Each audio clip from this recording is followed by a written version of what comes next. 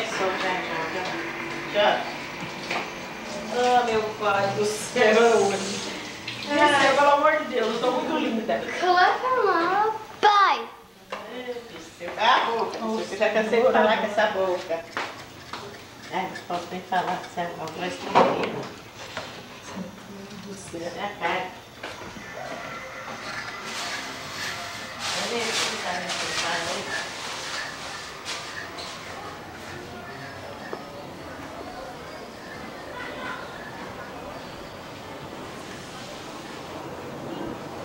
Tá tudo bem aí, vó? Tá tudo bem.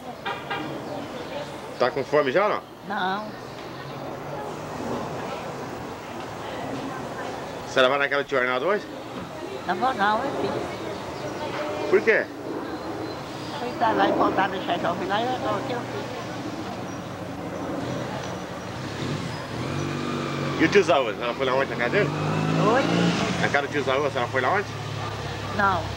Não foi? Mora aquele piso que tem aquela, como é que fala, aquela escada, meu filho, dessa largurinha, olha, não dá pra vir pra cá. E é muito alta, fica assim, muito empinada na porta. Na casa dela nós já fui. Mas ele veio ontem, né? Veio. Parece que foi anteontem que ele veio, foi ontem.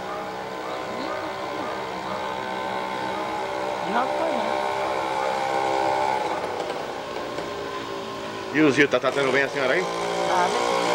Hã?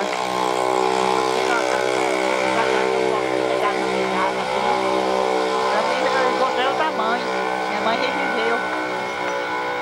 Não entendi o que você falou. Hã? Não entendi o que a senhora falou. Eu tô dizendo, eu faço de conta que eu encontrei minha mãe de novo. Que dava pra mim que nem uma mãe. Eu sabia que ela era boa, mas não sabia que ela era tanto assim não.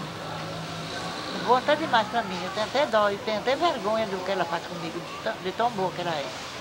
Então ela que não viu, eu sei tudo.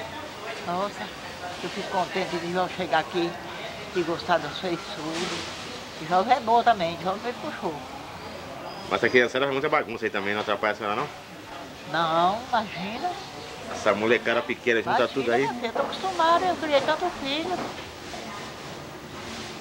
Tô acostumada, eu acho bom, eu gosto das crianças. Só aquele pequenininho que é meio atrapalhado, né? Não, mas ele pra mim não, coitadinho, ele chega, ele não mexe comigo. Ele brinca aí aqui tudo e... Muito bonzinho. O que fala é o Andro, né? Não, o outro. Samuel. Samuel, é. Não. Tudo bonzinho.